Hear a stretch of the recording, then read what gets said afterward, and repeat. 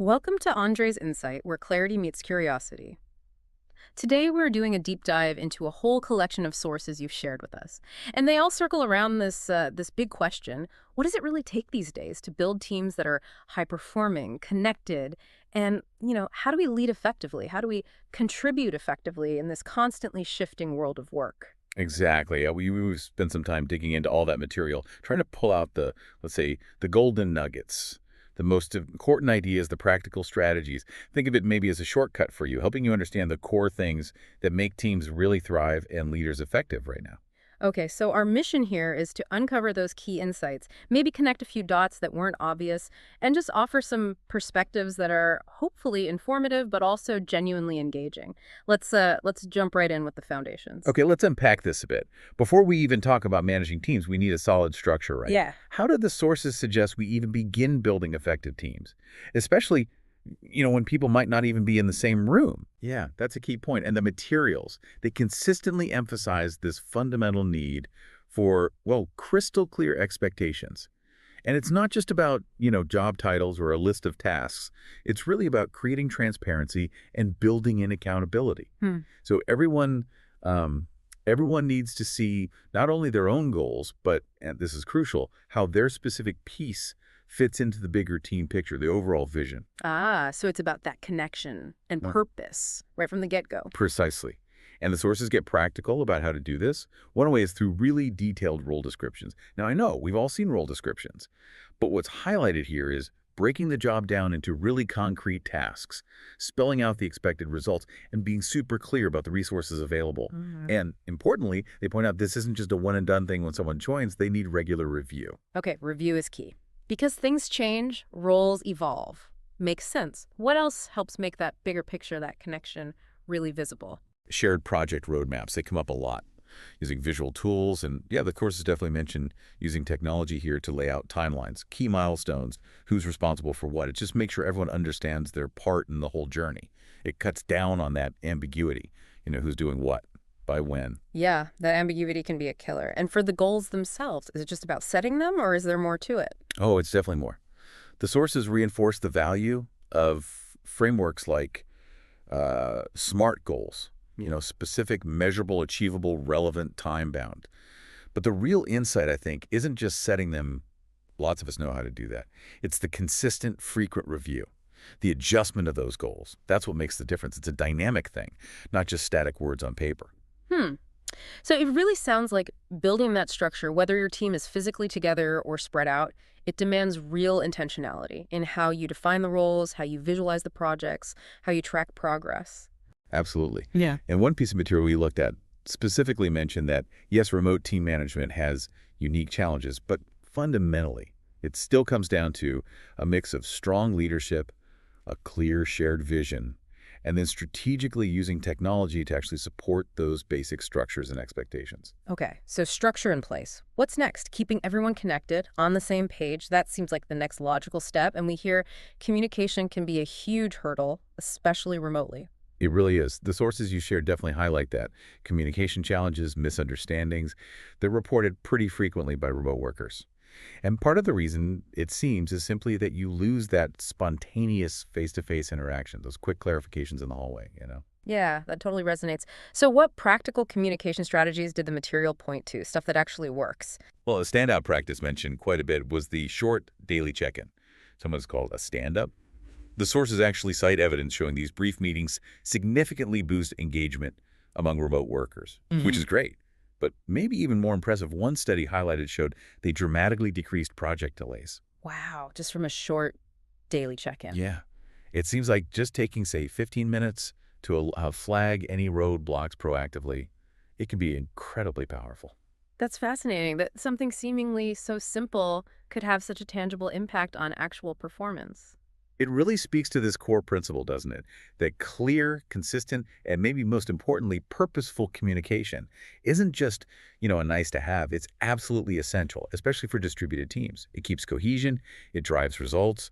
Good communication practices, they really bridge that gap, both the physical distance and the sort of conceptual distance between people and the goals. And communication isn't just broadcasting information, is it? It's got to be two-way. Listening is key. Which brings us nicely to this idea of a feedback culture. What did the sources say about why that's so crucial? Right. Feedback culture. It's described as um, the overall climate, how employees generally feel about their work, about the organization, and it directly impacts engagement, success. Signs of low morale, for instance, often show up as reduced productivity, maybe negative attitudes. A strong feedback culture really pushes back against that. Okay, so why is giving employees a voice, as the sources put it, why is that so powerful? Well, the material explains it as fundamentally shifting the dynamic. When people feel they actually have a voice, the ability to express their views, their opinions, their concerns, and importantly, feel like they can genuinely influence decisions, creates this profound sense of ownership, and that builds trust, which, in turn, significantly increases engagement, boosts productivity. The sources even point to some stats about high-trust organizations experiencing less burnout and, you guessed it, higher productivity. Okay, but building that trust, that voice, it feels like it needs a particular kind of environment.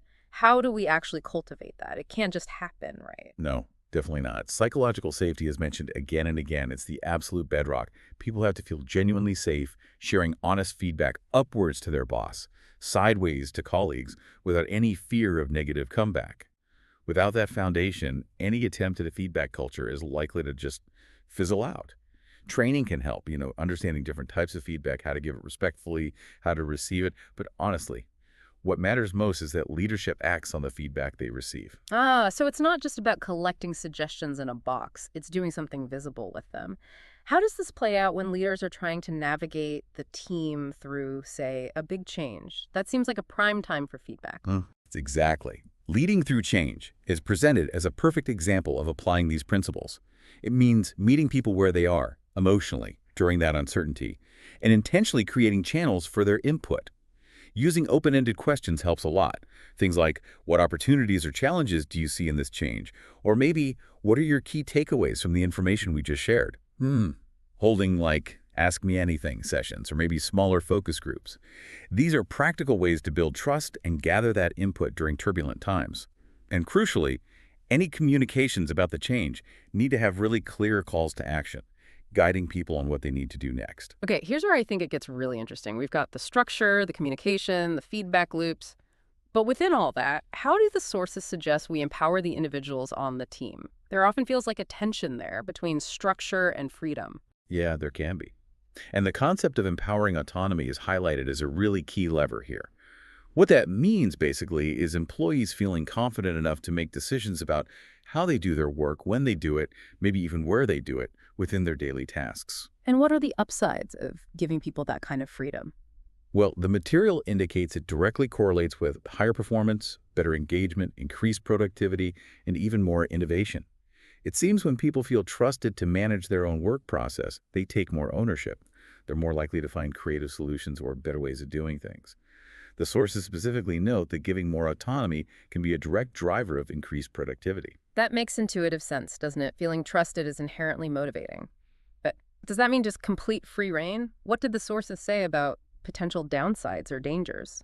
This is a really crucial point, and the sources definitely offer a caution here.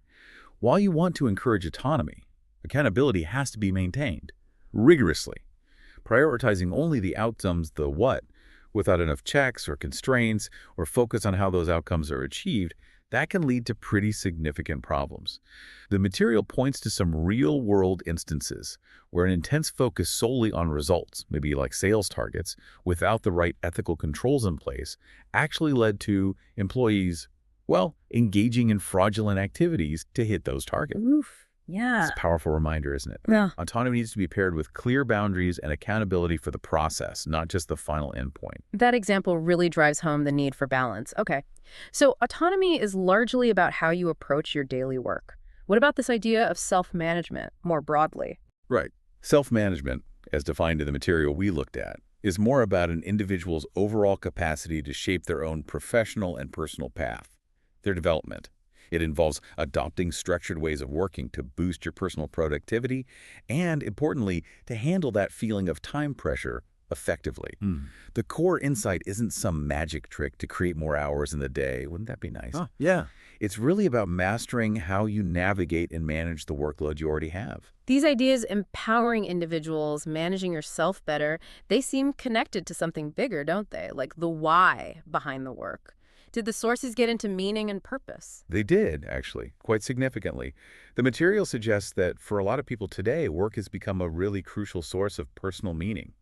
This perspective is even linked to some modern concepts, things like Industry 5.0, which is all about putting people, their well-being, their sense of purpose, right at the heart of how we think about technology in organizations, not just efficiency. Interesting. So why is cultivating that sense of purpose so important for companies now? Well, it's presented as pretty vital for inspiring and engaging your workforce. When employees find meaning in what they do, they're not just, clocking in and out. They see their work as contributing to something larger than themselves. And that fuels commitment, motivation, productivity, even creativity and resilience when things get tough. It's also highlighted as a major factor in attracting and keeping good talent, especially in a competitive job market. Okay, but how can companies actually do that? How do they cultivate meaning beyond just putting nice words on a mission statement? Good question. The sources suggest several concrete approaches. First, having a clear, genuinely inspiring mission that goes beyond just profit that seems fundamental. Then, companies need to regularly communicate this mission, show employees the tangible results of their collective work, and make it really clear how individual contributions are valued and make a difference. Supporting work-life balance is also mentioned as key, allowing people to integrate their work life with their broader personal values and other sources of meaning. Okay, so we've covered a lot. Team structure, communication, empowering individuals, finding purpose. But navigating work also means managing ourselves, right? Yeah. Dealing with the inevitable challenges like time pressure, stress, and those difficult conversations. Exactly. This brings us to that internal landscape, and time management is highlighted again as a critical personal skill. And yes, like you said, it's really about managing the workload effectively, not magically manufacturing more hours. And that classic challenge always comes up. The important stuff often doesn't feel urgent, does it? So it gets pushed aside for the things screaming for attention right now. Precisely. Yeah. That's a common trap. The sources offer some really practical principles for managing time better. Planning is presented as the essential first step defining what actually needs to be done. Just having that clarity reduces uncertainty, helps you anticipate problems before they happen. Then, after planning, comes programming. That's defining when you'll do the tasks and with what resources. Okay, any specific principles for that whole planning and programming process? Yeah, quite a few are listed. Things like clarifying your objectives first, scheduling actions realistically, allocating enough time, that's a big one, and crucially, focusing on the essential priorities. The concept of the 80-20 rule, or the Pareto principle, is mentioned as a useful mental model here. Figuring out which 20% of your tasks will likely generate 80% of the value and really focusing your energy there. Other principles include things like finishing what you start, if possible, keeping things organized, like handling emails or papers efficiently, maybe only touching them once, regularly evaluating your results, planning the next day before you finish the current one. Also, fostering a relatively stress-free work environment for yourself if you can, and very importantly, intentionally reserving time for your personal life. Yeah, that personal time piece. It so often gets squeezed, doesn't it? And for leaders, I imagine delegation must be a huge time management tool, too. Oh, absolutely. Delegation is specifically highlighted as a really powerful lever for leaders, not just for freeing up their own time, which is valuable, but also as a vital way to actually develop their team members. And trusting them with new responsibilities is a key learning opportunity. Right, right. Speaking of leaders, managing stress feels critical for them, both personally and also as an example for the whole team. It really is. The sources definitely underscore that leaders who demonstrate effective stress management kind of set the tone for everyone else. Some practical tips offered include establishing and really sticking to clear work and rest schedules, taking actual breaks, and they even mention sitting down during them, not just grabbing coffee on the run, maybe creating a dedicated rest space if possible, away from the main work area. Ensuring sufficient sleep, a minimum of 4 hours in a 24-hour cycle, was cited as necessary in one source. And just maintaining regular eating and drinking habits.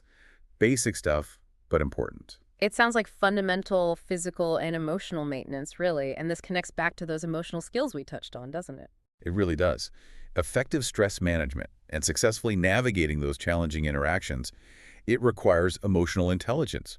Listening to, connecting with feelings and needs, both your own and those of the people you're interacting with. This is especially relevant when you have to face those difficult Yeah. conversations. Yes. Just saying the phrase difficult conversations can make you tense up. Why do they feel so inherently challenging? What did the sources say about that? Well, a big part of it, the sources explain, is down to our primal responses. Our brains can perceive a difficult conversation almost like a physical threat, and that instantly triggers the body's survival instincts, fight, flight, or freeze.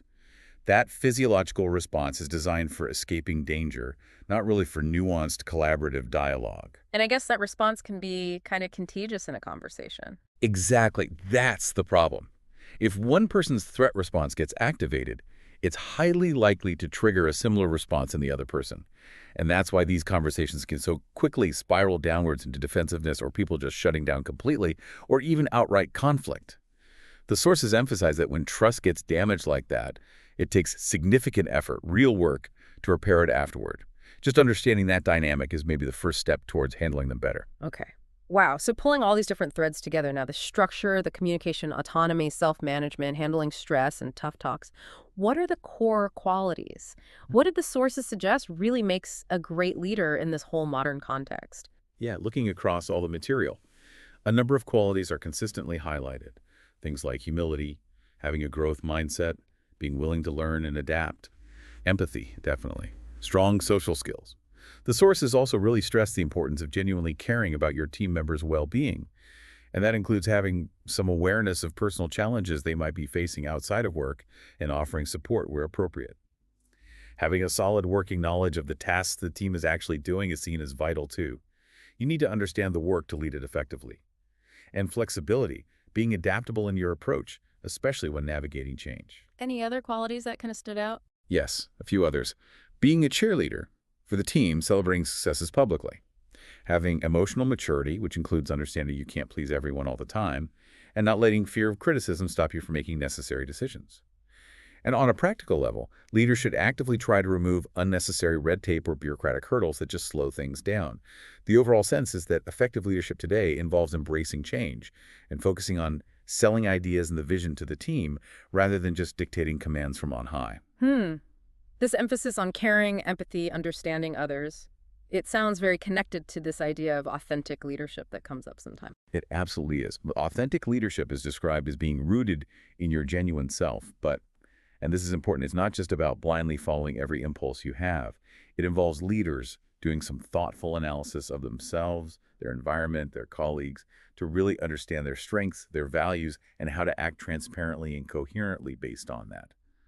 Authentic leaders are portrayed as genuinely caring about the collective good, the interests of others, not just their own agenda. And yes, this style is seen as very strongly correlated with emotional intelligence. Right. Emotional intelligence, or EI, it comes up so often in leadership discussions. It does. And the sources briefly touch on its key components, empathy again, self-control, social skills, adaptability.